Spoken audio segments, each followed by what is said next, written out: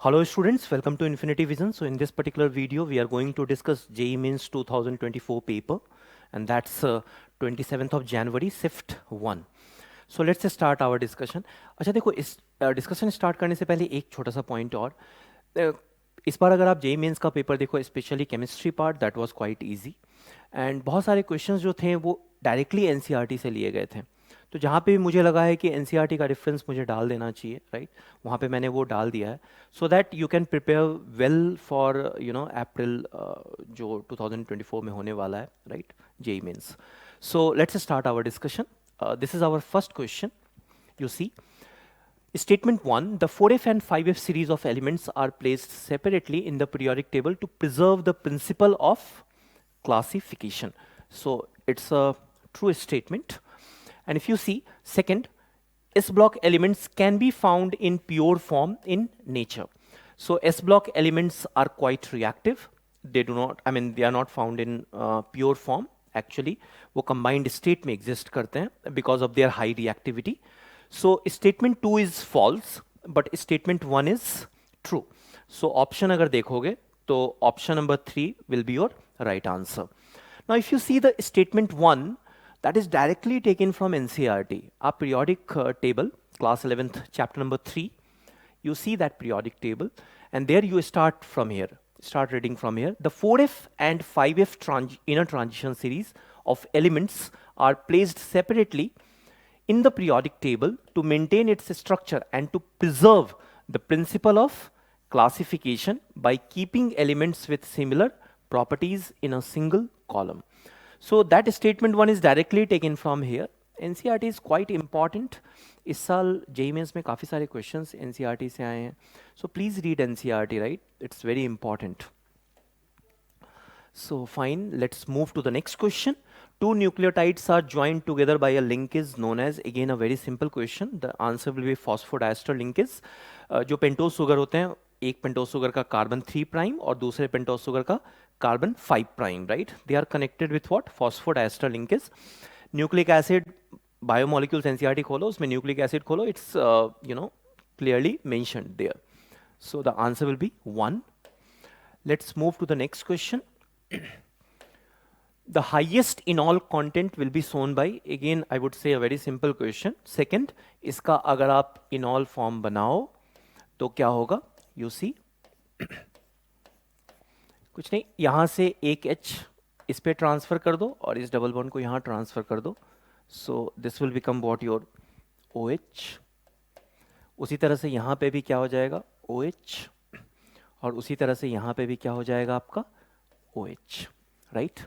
So here you see, this is what the aromatic character in enol is coming, and because of that, out of these four, this will have what, highest enol content, right? Okay. So fine, the answer will be option number 2. Next, move to this question. Yellow compound of lead chromate, PbCrO4, gets dissolved in treatment with hot NaOH solution. The product of lead formed is, तो देखो reaction क्या होता है, this is what your PbCrO4, right, plus 4 NaOH, and that converts to basically what, Na2CrO4 and plus Na2PbOH4. Okay, so this will be what, your sodium tetrahydroxide plumbate 2. Now if you see this particular complex, right, इस complex में अगर आप देखो तो ये -2 है यहाँ पे, and hydroxide is a monodentate ligand, so here the coordination number will be 4. So it's dianionic complex with coordination number 4. Now if you see this particular question, this is also there, directly taken from here, that is systematic qualitative analysis. Just search it, unit 7, right, and you will found you will found it. And this is what quite important for JEE. इस session में इस particular PDF से 2 questions थे, एक और question हम आगे देखेंगे, क्रोमाइल क्लोराइड पे वो क्वेश्चन था, right. So this becomes very very important, right. For April session, if you haven't completed it, I would recommend you, highly recommend you to go and read this, right. So this is what the reaction, PbCrO4 plus NaOH, and that will form what, sodium tetra hydroxo plumbate 2. OH minus के लिए hydroxo और hydroxido दोनों use कर सकते हो. In fact NCERT use hydroxido in coordination compound, right. Fine. चलो आगे बढ़ते हैं. Let's move to the next question. Element not showing variable oxidation state. Again a very simple question. Answer will be fluorine है, fluorine variable oxidation state, so नहीं करता है, right. सबको पता है fluorine only it shows what, -1 oxidation state. Fluorine हमेशा क्या show करता है, -1, ठीक है. तो इसमें एक कंफ्यूजन नहीं होना चाहिए आपको. Answer will be what, your 4th. Okay, मैं एक छोटा सा पॉइंट यहाँ पे ऐड कर दूं. अगर किसी के दिमाग में इस तरह का कोई सवाल अगर उठता है, राइट, कुछ जगह HOF का +1 दिया हुआ है, which is wrong, specially post 2016, because IUPAC changed their rules. अब क्या है, HOF में भी बहुत सारी बुक्स में अभी भी मैंने देखा है कि it is given +1. Actually it will be what, -1. Oxygen 0 होगा और H क्या होगा, +1 होगा, ठीक है, ये ध्यान रखना. Fine. Now we will move to the next part. Which of the following is strongest Bronsted base? So if you see here, nitrogen का lone pair है, so that will get what, delocalize. Here also nitrogen lone pair, that will get what, delocalize. Here also nitrogen lone pair, that will get what, delocalize. But here the lone pair of nitrogen is what, it's pure, not delocalized. So it will be more available for what, H plus. So this will be your strongest base among all these 4. So answer क्या हो जाएगा आपका, 4th हो जाएगा. Which of the following electronic configuration would be associated with the highest magnetic moment? तो magnetic moment पूछ रहा है आपसे, number of unpaired electron जिसमें ज्यादा होंगे उसमें magnetic moment क्या होगा आपका, ज्यादा होगा. तो देख लो D7 है, तो D7 में कितने unpaired electron हो जाएंगे, 3, नहीं, D7 में कितने हो जाएंगे, 1 2 3 4 5 6 एंड व्हाट, 7. तो 3 अनपेयर्ड इलेक्ट्रॉन हो गए. अगर मैं D8 की बात करूं तो कितने अनपेयर्ड इलेक्ट्रॉन हो जाएंगे, 2 हो जाएंगे, राइट. अगर मैं D3 की बात करूं तो D3 में कितने हो जाएंगे, 3 ही होंगे, right. So 1 2 and what, 3 unpaired electron. And अगर मैं D6 की बात करूं तो 4 5 and what, 6. So how many unpaired electron, 4. So here the number of unpaired electron is maximum. So this will have what, the highest magnetic spin only magnetic moment, right. So answer will become what, your 4. चलिए आगे बढ़ते हैं. Which of the following has highly acidic hydrogen? So if you see highly acidic hydrogen, right, so this will be your 4th option. The 4th option is what, this is active methylene group. और ये acidic क्यों है, क्योंकि अगर यहां से आपने H हटाया तो यहां पे जो नेगेटिव चार्ज आएगा, मैं बना के दिखाता हूं आपको, CH3 C double bond O, then it is what, CH minus, then this is C double bond O, and then it is ethyl group लगा हुआ इधर. So this negative charge can go in resonance, and that means more the conjugation or more the delocalization, more is the stability of conjugate base, more is the strength of acid. We know that, right? तो यहाँ पे negative charge इधर भी जा सकता है conjugation में, इधर भी जा सकता है.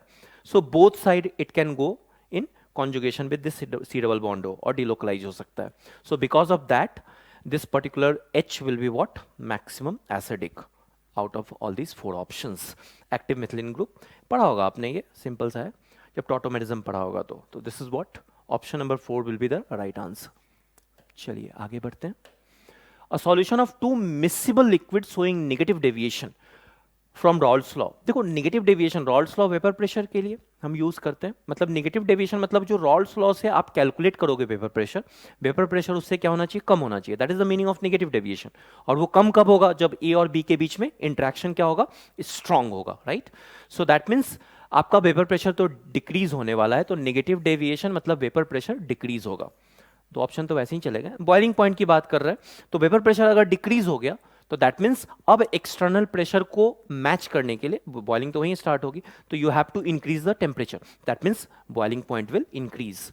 तो वेपर प्रेशर आपका क्या होगा, डिक्रीज होगा, और बॉइलिंग पॉइंट क्या होगा, इंक्रीज होगा। So here the option number 4 is the right answer. Okay, let's move to the next question. Which of the following complex ion, the correct order of the complex ion according to their spin only magnetic moment values? तो देखो ये फिर से indirectly यही पूछ रहा है कि किसमें नंबर ऑफ अनपेयर्ड इलेक्ट्रॉन क्या है, ज़्यादा है।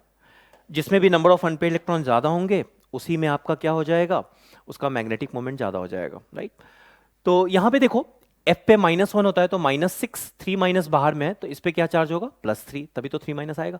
H2O न्यूट्रल है तो जो भी बाहर में चार्ज है वो V+2 की वजह से आ रहा होगा, और यहाँ पे 6 ये भी न्यूट्रल लिगेंड है तो यहाँ पे क्या हो जाएगा, Fe+2। तो आपके पास क्या है, Fe+3 है, आपके पास क्या है, V+2 है, एंड V is 23, और आपके पास क्या है, Fe+2 है। Fe+3 का कॉन्फ़िगरेशन लिखिए, तो this is what your argon, and 4s2 तो चला गया और एक D से भी चला जाएगा तो 3d5। Now it's a weak field ligand, तो 5 इलेक्ट्रॉन्स कैसे जाएंगे, so they will fill like this, there will be no pairing in this particular case. So 1 2 3 4 and 5। So how many unpaired electron, 5।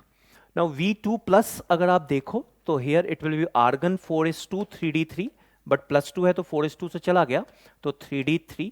यहाँ पे तो खैर स्ट्रॉन्ग फील्ड हो या weak field हो फर्क नहीं पड़ेगा, but anyway in this case it is weak field, तो 3d3 है तो पेयरिंग फिर से नहीं होगी।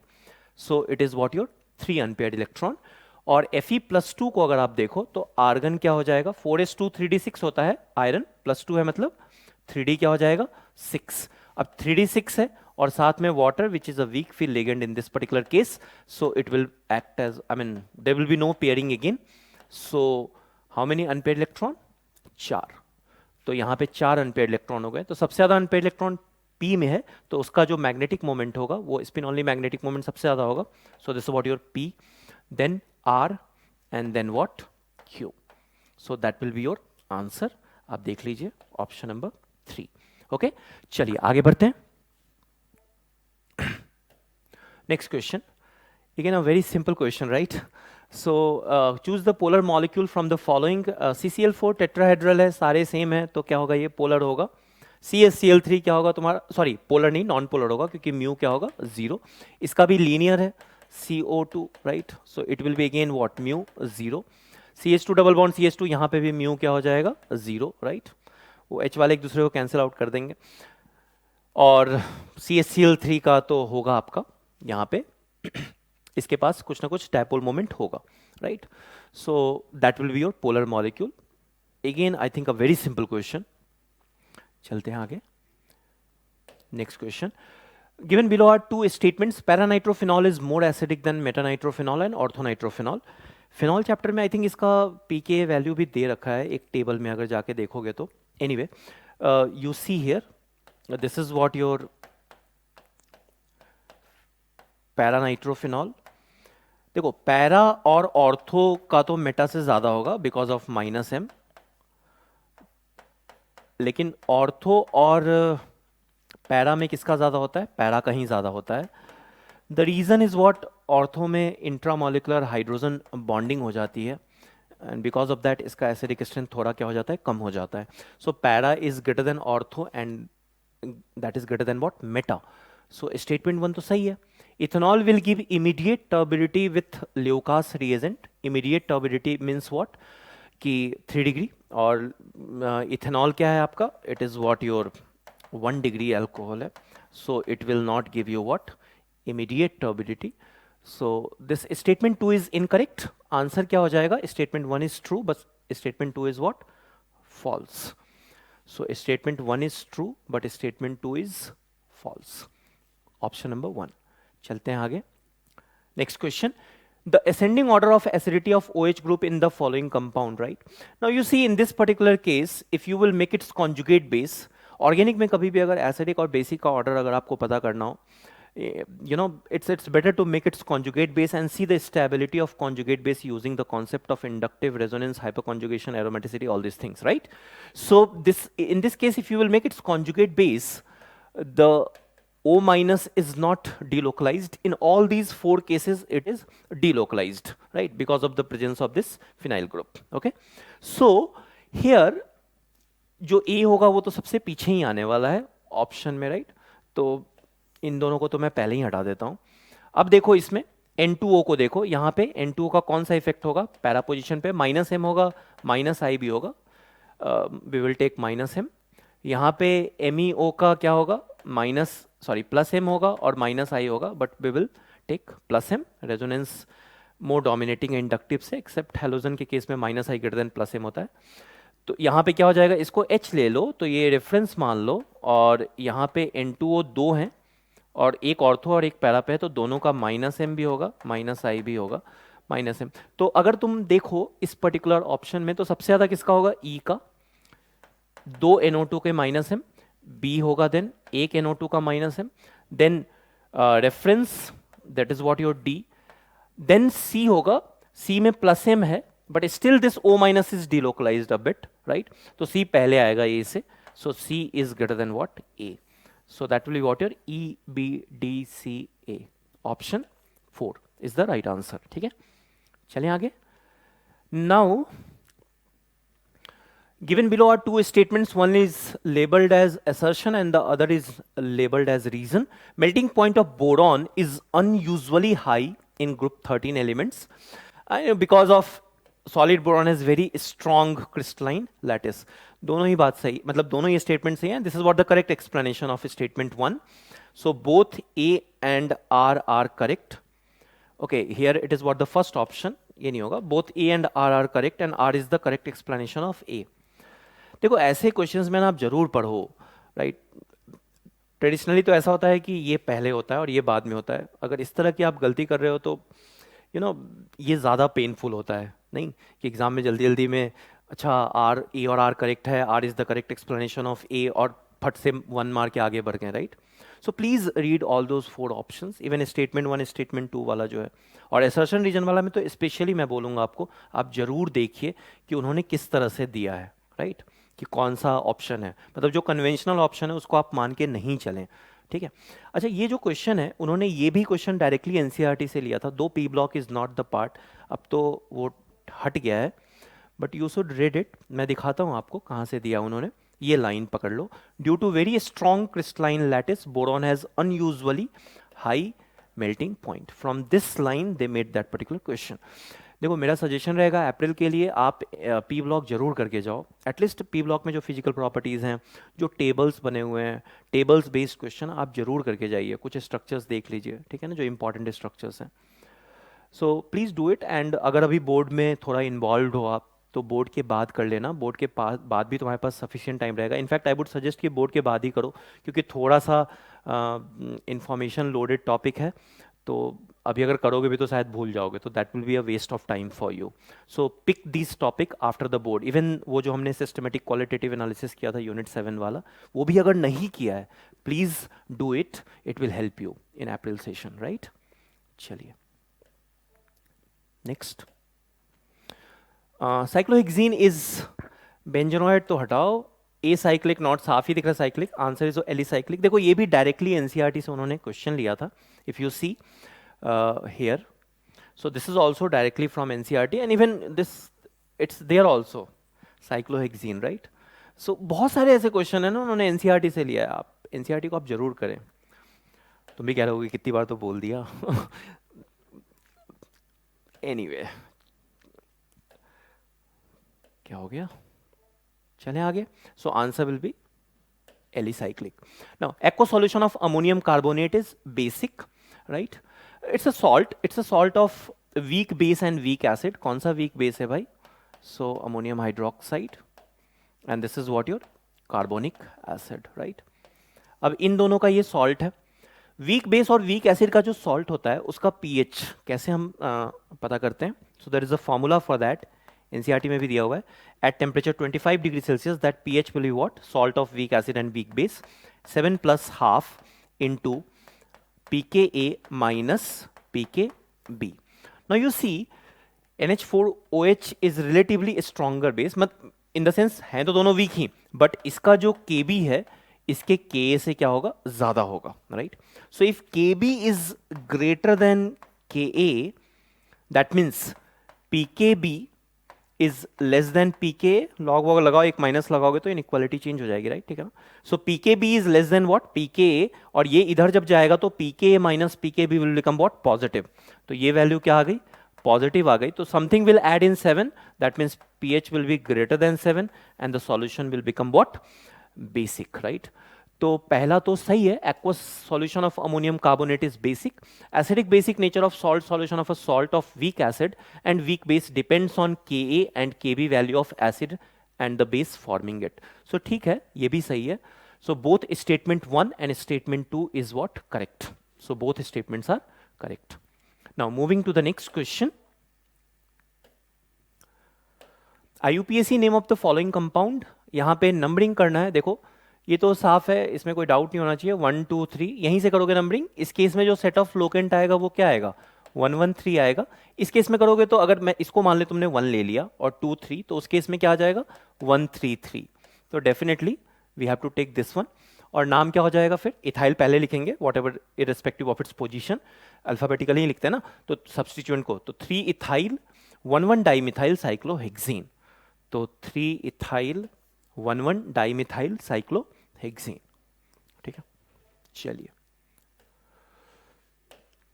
NaCl reacts with concentrated H2SO4 and K2Cr2O7 to give reddish fume. reddish brown होता है. This is what due to CrO2 Cl2 formation. Okay. Which reacts with NaOH to give yellow solution. यहाँ पे ये Na2CrO4 बनता है. So the answer will be what, your option 1. देखो इसका reaction भी उसी सिस्टमेटिक क्वालिटेटिव एनालिसिस में दिया हुआ है. ध्यान से देखो, इन्होंने ये जो क्वेश्चन, इसी में दूसरे क्वेश्चन की बात कर रहा था, राइट. एक तो वो Na2PbOH4 वाला जो क्वेश्चन था, और एक ये वाला क्वेश्चन है. फ्रॉम हियर देखो, NaCl K2Cr2O7 H2SO4 CrO2 Cl2, right, ठीक है ना. And then CrO2 Cl2 reacting with NaOH forming Na2CrO4. So directly from here they pick that particular question, the previous one. चलो आगे बढ़ते हैं. The correct statement regarding nucleophilic substitution reaction in a chiral alkyl halide. Chiral alkyl halide है, तो अगर SN1 होता है तो racemization होता है, right? Precisely racemization with a little inversion, or you can say racemization, right? And जब आपका SN2 होता है तो it is what? Inversion होता है. So आप देख लो, retention तो नहीं होगा. Racemization occurs in SN1, ये तो सही है. Retention no. Racemization occurs in SN1 reaction and inversion occurs in what? SN2 reaction. So option 4 will be the right answer. Okay, let's move to the next question. The electronic configuration of neodymium is, right? तो I'm sure आपको lanthanolides याद होगा, आप please याद रखो, ठीक है.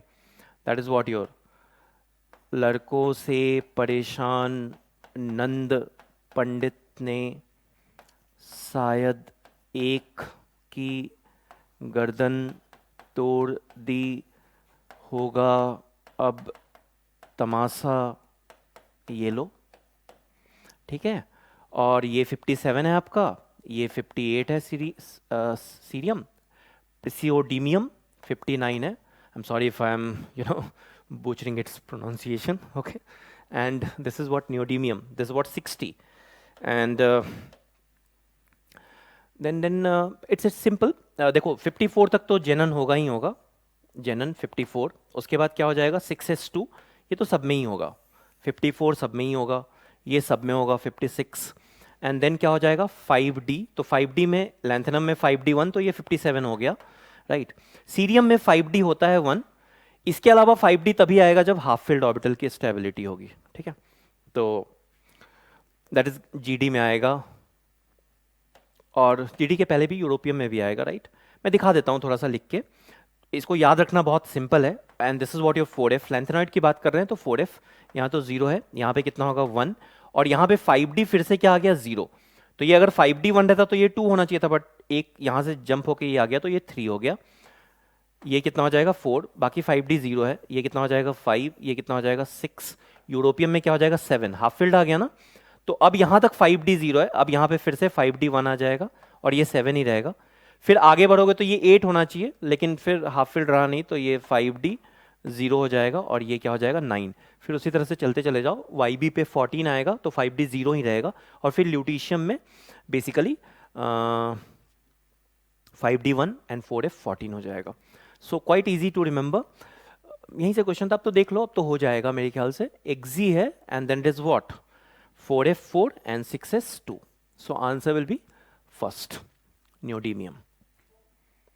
Now next, the mass of silver, molar mass of Ag 108 gram per mole displaced by a quantity of electricity which displaces 5600 ml of O2 at STP, right? Now again, it's a, I would say, a little confusion can come in your mind. Exam में ऐसे भी pressure होता है, STP कौन सा लें, old लें या फिर लेटेस्ट लें। मुझे लगता है यहाँ पे एनटीए को क्लियर करना चाहिए था, but again you know what to say about NTA, I have nothing to add. So let's see, basically STP पहले क्या कर रहे थे 2022 में, देखोगे कई क्वेश्चंस में मैंने ये देखा था, ऑब्जर्व किया था कि उन्होंने एसटीपी लिखना ही, एसटीपी की जगह वो ऐसे लिख देते थे 1 ATM एंड 0 डिग्री सेल्सियस। तो कन्फ्यूजन क्लियर है कि हाँ ओल्डर एसटीपी की बात हो रही है, यहाँ पे एसटीपी बोल के निकल गए। अब एसटीपी एनसीईआरटी ही कई जगह एसटीपी ओल्डर एसटीपी यूज़ करती है, जैसे जेल्डा मेथड में जाके देखो एनसीईआरटी ने ओल्डर एसटीपी यूज़ किया है उसके बेस पे जो क्वेश्चंस हैं। और यही अगर वॉल्यूम स्ट्रेंथ ऑफ H2O2 जाके देखो हाइड्रोजन चैप्टर में, तो वहाँ पे उन्होंने एक लास्ट क्वेश्चन है H2O2 के आसपास वॉल्यूम स्ट्रेंथ पे एक क्वेश्चन है, वहाँ पे उन्होंने STP 22.7 लिया है। So quite a confusing part. The one thing is what if you see this particular value, ये hint दे सकता है कि ये 22,400 ml से easily cancel out हो रहा है। तो मैं 22,004 मतलब older STP को लेके ही इसको solve कर दे रहा हूँ। इनफैक्ट चलो दोनों को लेके solve कर लेते हैं। Let's कौन सा यूज करेंगे, it's what Faraday's second law of electrolysis. तो क्या हो जाएगा बताओ, W1 by W2 is equals to क्या हो जाएगा, E1 by what E2, right? यही है ना, W1 by W2 and E1 by E2। या फिर ऐसे भी कर सकते हो, सिंपल नंबर ऑफ इक्विवेलेंट देख लेते हैं, बेस्ट है। नंबर ऑफ इक्विवेलेंट जितने O2 के होंगे डिपॉजिट उतने ही क्या होंगे, Ag के होंगे। चार्ज तो सेम ही रहेगा, तो नंबर ऑफ इक्विवेलेंट दोनों के क्या होने चाहिए, सेम ही होने चाहिए। ऐसे देख लो, तो नंबर ऑफ इक्विवेलेंट पहले निकाल लेते हैं। तो यहाँ पे number of equivalent of O2 कितना हो जाएगा, given volume upon equivalent volume. तो गिवन वॉल्यूम कितना है 5600, इक्विवेलेंट वॉल्यूम कितना हो जाएगा 22,400, एन फैक्टर कितना होता है 4 होता है। तो ऑक्सीजन का इक्विवेलेंट वॉल्यूम तुम्हें पता है कि 5.6 लीटर होता है, राइट? हाइड्रोजन का 11.2 है, क्लोरीन का 11.2 है। अगर ओल्डर एसटीपी लो, so this will be what your number of equivalent of O2 and number of equivalent of silver कितना हो जाएगा। तो given mass whatever it's mass is deposited WAG upon what equivalent mass, that is what your 108 इसका molar mass होता है, और n factor here it is what 1। बस दोनों को इक्वेट कर दो। So if you see this particular value is what 1, तो W by 108 will be also is equals to what 1, तो WAG क्या हो जाएगा आपका 108 ग्राम हो जाएगा। So answer will be 108 gram if you take what older STP। अगर लेटेस्ट STP ले लो तो क्या चेंजेस आ जाएंगे, यहाँ पे 4 की जगह क्या आ जाएगा 7 आ जाएगा, एंड जब ये 7 आ जाएगा so in that case now if you see 5600 into 4 divided by 22,700 is equals to W by 108, right? So this value is clearly visible that it is less than 1, 22,400 upon 22,700। तो 108 से जब इसको मल्टीप्लाई करोगे तो देखना पड़ेगा थोड़ा सा कि ये 107 के आसपास नियरेस्ट इंटीजर में लेना था ना, तो दैट इज व्हाट योर 107 हो सकता है कि आंसर आ जाए। एक बार देख लेना, मैथ्स ही है, simple. So answer can be both, but इसको देख के ऐसा लगता है कि उन्होंने ओल्डर एसटीपी लिया है, सो आंसर 108 लग रहा है, ठीक है। I hope you get this point. Now moving to the next question. काफ़ी सिंपल क्वेश्चन है, ऐसे क्वेश्चन एनसीईआरटी में बहुत हैं, एक्सरसाइज में भी अगर देखोगे तो, right? So basically see what is happening here, concentration को तुमने क्या किया, डबल किया, and this the initial rate of reaction is becoming what 4 times.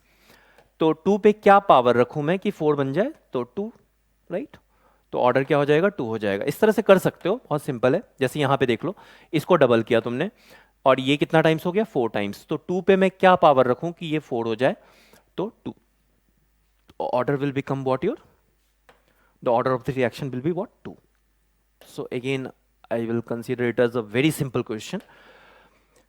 Next one is what the mass of methane required to produce 22 gram of CO2 after complete combustion. तो इसको दो तरीके से, एक तो रिएक्शन लिख के भी कर सकते हो, POAC भी यूज कर सकते हो. मैं दोनों बता देता हूँ फटाफट. CH4 plus 2O2 gives you what, CO2 plus 2H2O, right? ऐसा बैलेंस्ड केमिकल रिएक्शन. 1 मोल CH4 से कितना मिलेगा, 1 मोल CO2 मिलेगा. Number of moles of CO2 कितने हो जाएंगे, given mass upon molar mass, और number of moles of CH4 मान लो इसके x ग्राम रिक्वायर्ड थे, तो x अपॉन 16. तो अगर ये तुम देखोगे तो यहाँ से ये 2 हो गया और x की वैल्यू कितनी आ गई, 8 ग्राम आ गई, right. That is what one approach. The another approach is what, कि जो भी CO2 में जो कार्बन आएगा वो कहाँ से आएगा, हाइड्रोकार्बन से ही आएगा कंबशन में. So that is what, number of atoms conserve करा लो. तो मास ऑफ मीथेन मान लो x है, x/16 number of moles of methane into Na कर दो तो number of moles molecules of methane आ गया. हर मॉलिक्यूल में कितने हैं, एक एटम है. यहाँ पे भी कर लो तो 22/44 number of moles of CO2 into Na number of molecules of CO2, और हर मॉलिक्यूल में एक है, राइट. सो यहाँ पे ये क्लियर है. Even if you will solve this you will get what, 8 gram. That will be your answer. Simple question. चले आगे. नेक्स्ट इंटीजर बेस्ड क्वेश्चन देखते हैं. 3 moles of an ideal gas. Okay, we have an ideal gas. 300 at 300 Kelvin expands isothermally. Isothermally ideal gas है, means what? Delta U क्या होगा, 0 होगा. From 30 decimeter cube to 45 decimeter cube. Expansion हो रहा है. Work done by the system. Against a constant opposing pressure of 80 kilopascal. That means what? It's a irreversible process. Hint है. तो क्या हो जाएगा, डेल्टा यू तो 0 है, तो निकालना क्या है आपको, amount of heat transferred, Q निकालना है, ठीक है ना. तो फर्स्ट लॉ लगा लो, delta U is equals to Q plus W. ये तो 0 हो गया, that means Q is equals to what, minus W. तो डब्ल्यू निकाल लेते हैं हम लोग, और जो भी आएगा वैल्यू उसके आगे एक और माइनस लगा के आंसर रिपोर्ट कर देंगे, ठीक है. So what is W here, W is irreversible है, तो this will become what your minus P external into what, delta V, sorry, this is what your delta V. Okay, and joule में लेना है तो P external कितना दिया हुआ है, 80 किलो पास्कल, तो माइनस 80 इंटू 1000 न्यूटन पर मीटर स्क्वायर इंटू वॉल्यूम कितना दिया हुआ है, देखो कितना चेंज इन वॉल्यूम है, 30 से 45 हो रहा है, मतलब 15 डेसीमीटर क्यूब.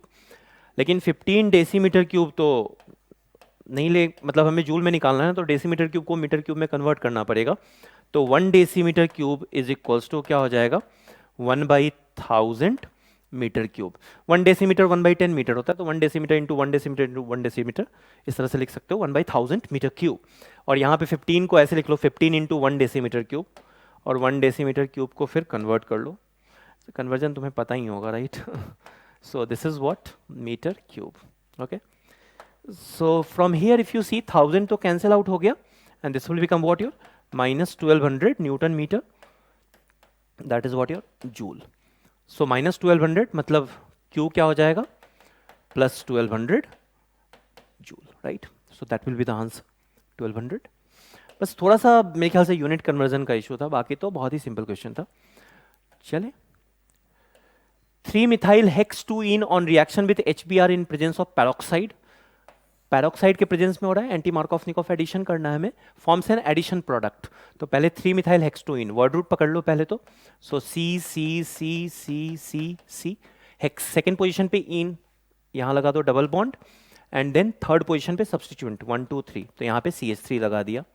अब इसमें जब HBr ऐड करोगे डायरेक्टली कर दो क्या, यहाँ से एक बॉन्ड जाएगा नहीं, तो इसको हटाओ, एक बॉन्ड गया, Br कहाँ ऐड होगा, इस पोजीशन पे, और H कहाँ ऐड होगा, इस पोजीशन पे. एंटी मार्कोव-निकोव एडिशन कर रहे हैं. Now if you see in this case this will become a chiral carbon. ये ग्रुप, ये और ये ग्रुप चारों डिफरेंट ग्रुप है. So this is 1 chiral carbon, और ये भी कायरल कार्बन बन रहा है. देखो यहाँ नीचे H है ना, तो एक ये CH3, Br, H and this particular group. So this is also a chiral carbon. So how many chiral carbon? 2. So number of stereoisomers कितने हो गए? 2 to the power 2, that is what? 4. So answer will be 4. Okay? चलिए. Number of stereoisomers 4. Amongst the given organic compound, the total number of aromatic compound, ये तो नहीं aromatic होगा, sp3. This is what your benzene, ये aromatic है. यहाँ पे भी देख लो 2, 2, 4, 2, 6, 2, 8 and 2, 10 pi electron aromatic. This is also, और ये तो साइक्लोपेंटाडाइनल अनायन की तरह है, तो ये भी aromatic है, तो आंसर क्या हो जाएगा? 3. Next. Among the following total number of meta-directing functional group, meta-directing कौन कौन सा होगा? देखो OCH3 plus M, NO2 minus M, CN minus M, C triple bond N है, तो N की तरफ बॉन्ड ब्रेक होगा, तो this is what your minus M, okay. Then CH3 तो हाइपोकंजुगेशन शो करेगा, NHCO CH3 में N पे लोन पेयर है, तो ये प्लस M शो करेगा, राइट.